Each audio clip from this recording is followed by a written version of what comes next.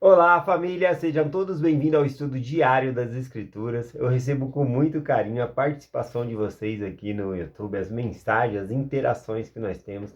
Gratidão. Ontem eu pude gravar com o Vinícius, né, uma participação do Vinícius aqui.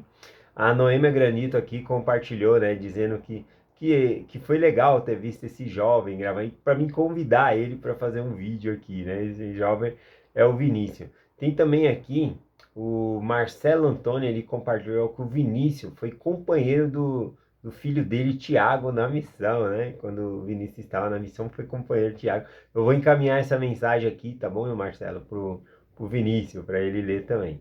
E finalizando aqui o comentário, a Liliane também ela compartilhou. O livro de Mórmon emana poder. Ele mudou minha vida, ele transformou a minha vida, né? Gratidão por o seu testemunho, irmã. Hoje, né, nós vamos compartilhar sobre a Páscoa, não só hoje, a semana inteira, né, a gente vai compartilhar sobre a Páscoa. Na Páscoa, nós comemoramos a ressurreição do nosso Salvador Jesus Cristo, tá bom? A palavra Páscoa, ela significa passagem. Ela já era comemorada antes da ressurreição de Jesus Cristo. A gente pode ver isso lá em Êxodo, né, em Êxodo capítulo 12, né? A gente vai ver aqui. Eu peguei o significado da palavra Páscoa no hebraico, né? Porque é o original ali, da onde se veio a origem dessa palavra Páscoa. E em hebraico ela significa, a palavra Páscoa significa passar por cima ou saltar por cima, tá bom? Isso é uma referência ao anjo destruidor que passaria por cima das casas dos israelitas, não atingindo eles. A 10ª praga no Egito seria esse anjo destruidor que levaria, né, à morte todos os primogênitos. Todos os primogênitos de cada lar iria morrer. Mas quem fizesse a Páscoa na sua casa, o anjo destruidor passaria por cima. Então, aqui a história, né, é a libertação do povo de Israel, tá bom? Do Egito. O Egito estava mantendo ali os israelitas como escravos ali. E o Senhor, para libertá-los, enviou Moisés para libertar o seu povo. E aí ele foi fazendo várias pragas para que Faraó pudesse amolecer o coração e libertar os filhos de Israel. Porém, nenhuma das pragas, né?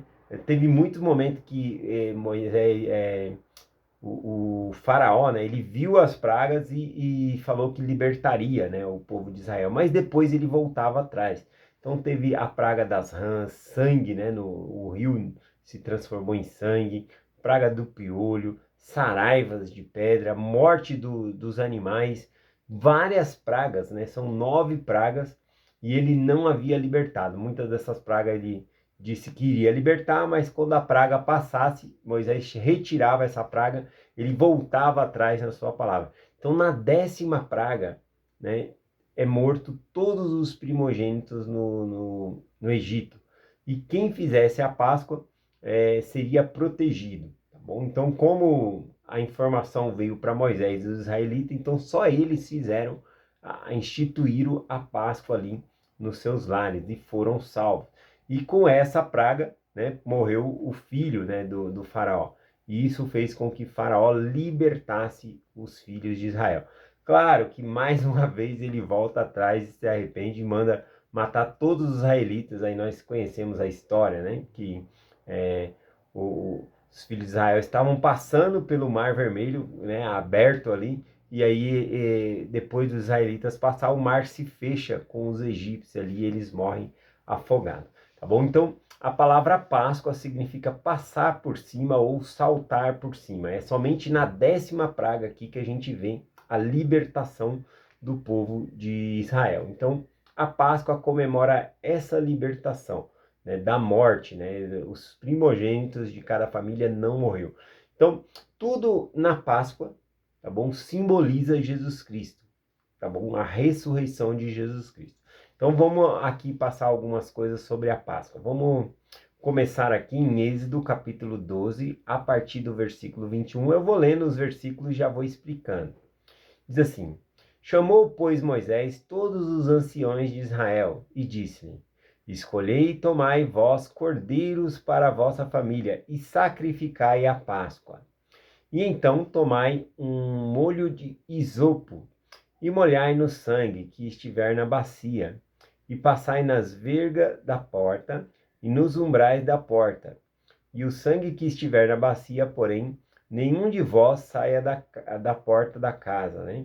Bom, então aqui a gente vê algumas instruções como a Páscoa iria ser instituída. Daqui a pouco a gente vai falar um pouquinho aqui que era 8 dias de Páscoa, não um dia como nós comemoramos, né? A Páscoa judaica até hoje é comemorada 8 dias. E aqui também, né? Aqui nesse versículo não menciona, mas também eram 8 dias de Páscoa que eles faziam. Eram 7 dias comendo pão asmo, né? Sem fermento. E aí, então, depois eles matavam o cordeiro e comiam ali. E também passava o sangue do cordeiro nos umbrais da porta ali e na verga da porta. A verga é a parte de cima e os umbrais é as laterais da porta ali. Por que que Deus instruiu eles a passar o sangue do cordeiro ali na verga e nos umbrais da porta, né? Nos batentes da porta? Bom, como os israelitas eles estavam no Egito e o Egito existia vários deuses e havia muitas orações, né, desses deuses que protegia as casas. Então essas orações, essas escritas, né, de proteção eram escritas justamente nos umbrais das portas, nas virgas das portas. Então aqui era significando que eles iam passando o sangue do cordeiro aqui, era para eles esquecer essa tradição de falsos deuses, de confiar em outros deuses e confiar no sangue de Cristo para serem salvos. Então já começa aí esse simbolismo. Diz que eles molharam uma planta, né? Uma planta chamada isopo, né? É uma planta que absorve bem o líquido, então quando você passava ali, ficava, né? Como se fosse uma esponja. Inclusive no Novo Testamento, né?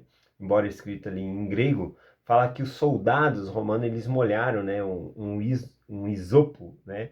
Na tradução traz esponja, e com vinagre e mel ali, né? Vinagre e ervas amargas, e molharam, né, a boca de Jesus Cristo ali. É a mesma palavra isopo, tá bom? Que seria essa esponja. Então tudo na Páscoa judaica se remete a Jesus Cristo também. Continuando aqui o versículo, ele diz assim: porque o Senhor passará para ferir os egípcios, porém, quando vir o sangue na verga das portas e nos umbrais das portas, o Senhor passará pela porta.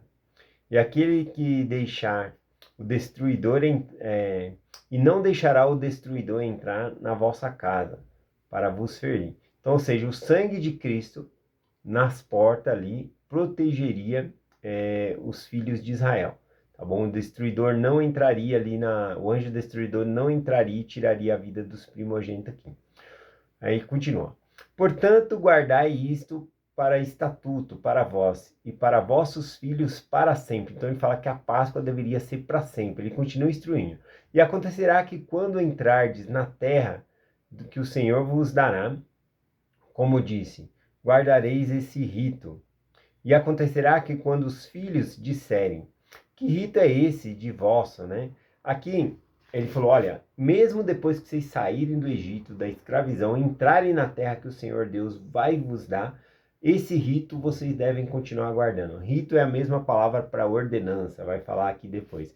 Então, eles deveriam continuar a celebrar a Páscoa, tá bom? E quando os filhos deles perguntassem, mas o que é isso, pai, que nós estamos fazendo aqui, né?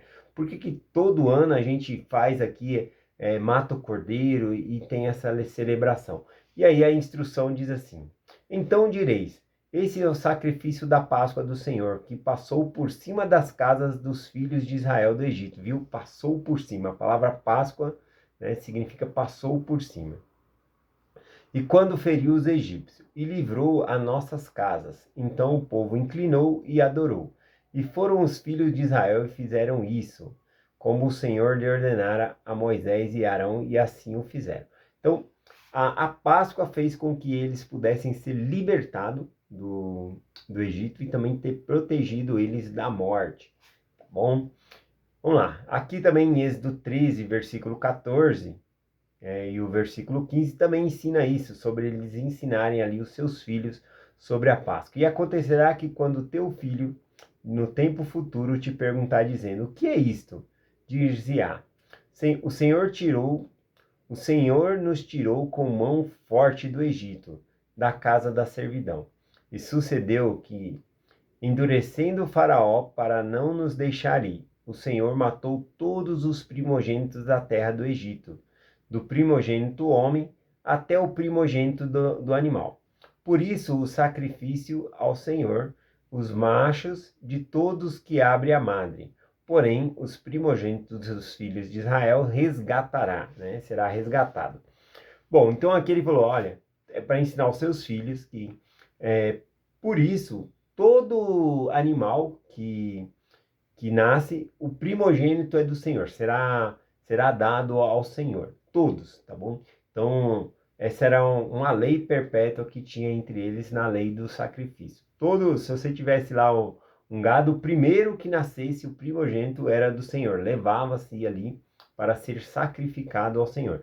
E os filhos de Israel, né, nunca foram sacrificados, né? Então, os filhos de Israel, eles eram resgatados, tá bom? Por exemplo, quando Jesus nasce, ele era o primogênito de Maria e José. Então, eles vão até o templo e pagam o resgate por Jesus Cristo, tá bom? Ou seja, os filhos de Israel não eram sacrificados. E também, na antiguidade, todo filho primogênito era marcado para servir ao Senhor.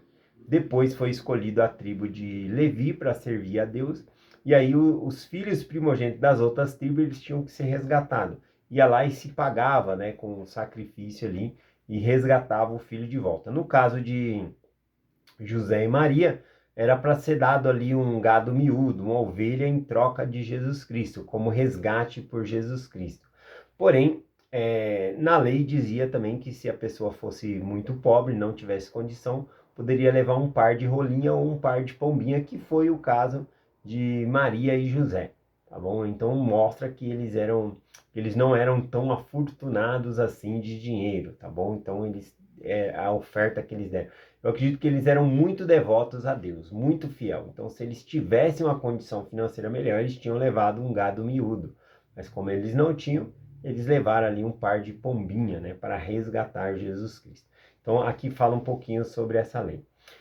Aqui algo interessante também, falando sobre a Páscoa, Êxodo 12, versículo 1 e o versículo 2. Versículo 1 e 2 diz assim: E falou o Senhor a Moisés e a Arão na terra do Egito, dizendo: Este mesmo mês vos será o princípio dos meses, e este vos será o primeiro mês do ano. Veja que é o mês de Abines, né? Se eu não me engano aqui. E ele fala, agora vai começar a história de vocês. Tá bom? Então tem o calendário judaico, mas aqui o Senhor falou assim, agora vai ser o ano novo, a vida de vocês vai começar de agora. Então, no calendário judaico, o ano começa agora, tá bom? Não começa em janeiro como o nosso, né? Vai começar agora com a marcação da Páscoa, seguindo o que está escrito aqui na Escritura, tá bom? Então, a partir de agora é o começo do ano para vocês. Eu vou libertar vocês de Israel, do povo do Egito, da escravidão. Então, esse vai ser o começo. Então, a Páscoa simboliza o começo de uma nova história para nós. Por meio da ressurreição de Jesus Cristo, nós vamos pular a morte, né? Pular no sentido não de que nós não vamos morrer, mas nós vamos ressuscitar. Todas as pessoas vão ressuscitar. Então é o começo de uma nova vida para nós, tá bom? E começo de uma nova história da nossa vida, porque Jesus Cristo pagou pelos nossos pecados, ele é a nossa Páscoa.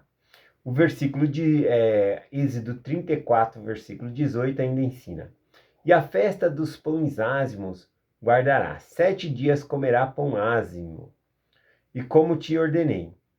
E o tempo aponta do mês Abiles, porque é o mês de Abides saíste do Egito.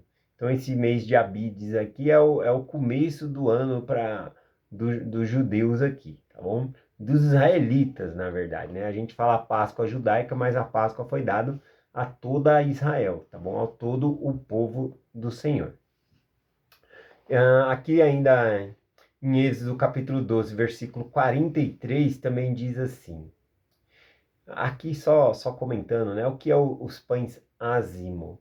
É um pão sem fermento, tá bom? É um pão sem fermento. O fermento faz um pouquinho de fermento faz com que o pão cresça, né? Fica mais. Mas também o fermento na antiguidade ele estragava mais fácil o pão. Um pão sem fermento, por exemplo, durava mais tempo sem estragar. Se colocasse fermento, a massa crescia, né? E o pão se estragava mais rápido, tá bom? Então não durava tanto tempo. Então, essa festa aqui que ele fala dos pães asmos serviu já em preparação para a Páscoa, porque eles estavam fazendo pão para a viagem que eles fariam para o deserto. Então, durante a viagem ali no deserto, até atravessar o Mar Vermelho e o Senhor fazer toda manhã descer maná do céu ali para eles comer, eles se alimentaram com esse alimento que era o pão asmo. Então, o Senhor mandou tirar o fermento, porque o fermento estragava a massa, né? Durava pouco dia o pão ali, tinha que ser consumido mais rápido. Então, o fermento acabou virando símbolo do pecado. Um pouquinho de fermento, como ensina Jesus, né? Leveda toda a massa. Um pouquinho de pecado contamina todo o povo. Então, ele falava para não pôr o fermento, simbolizando o pecado, que nós deveríamos ser limpos. Então, tem esse ensinamento aqui também. Então, aqui o Êxodo 12, versículo 43 diz assim: E disse mais o Senhor a Moisés e a Arão: Esta é a ordenança da Páscoa, nenhum filho de estrangeiro comerá dela. Então a gente vê a dramatização, né, da novela lá, os 10 mandamentos, que alguns egípcios foram avisados, né, e aí eles mataram o cordeiro, também passaram.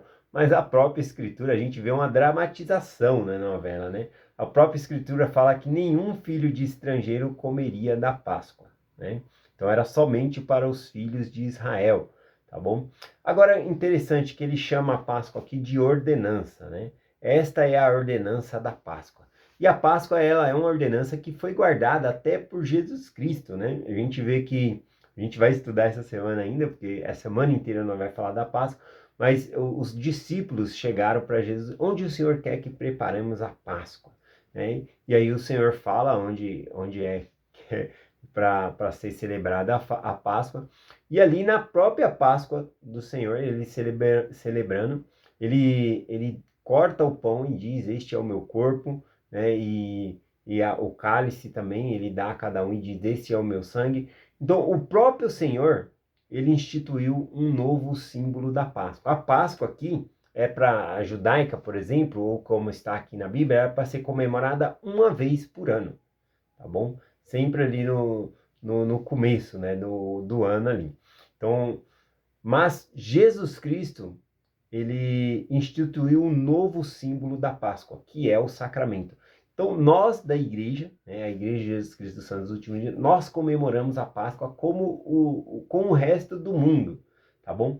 Mas a nossa Páscoa, ela é semanalmente. Toda semana nós vamos até a igreja e tomamos o sacramento.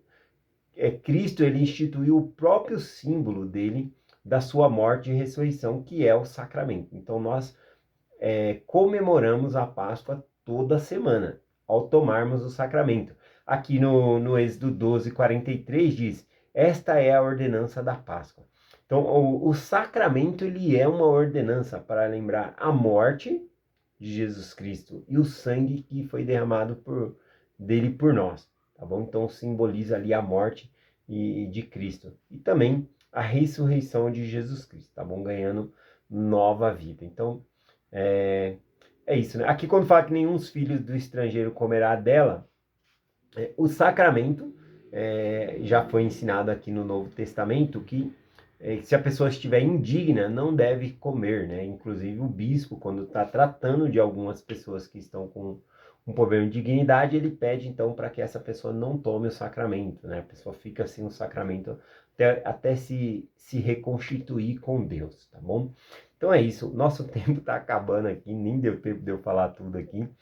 Vou ler aqui, ó, 1 Coríntios, capítulo 5, versículo 7, o apóstolo Paulo falando, diz assim, ó: Limpai, pois, o fermento velho, ou seja, tirai o pecado. Ele está ensinando aqui, tira o pecado, para que sejais uma nova massa, assim como sois, sem fermento, porque Cristo, a vossa Páscoa, foi sacrificada por vós.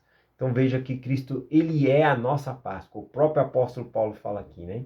Que porque Cristo, nossa Páscoa, foi sacrificado por nós. Então a gente não faz sacrifícios de animais como era na Páscoa ali, o cordeiro que simbolizava Jesus Cristo. O próprio Cristo é a nossa Páscoa e nós tomamos a Páscoa como o sacramento, semanalmente, tá bom? Então é isso, eu vou finalizar por aqui por conta do tempo. Gratidão a todos vocês, acredito que essa semana a gente vai estudar bastante sobre a Páscoa, em preparação também para a conferência geral. Então eu compartilho essa mensagem com vocês, em nome de Jesus Cristo, amém. Até amanhã.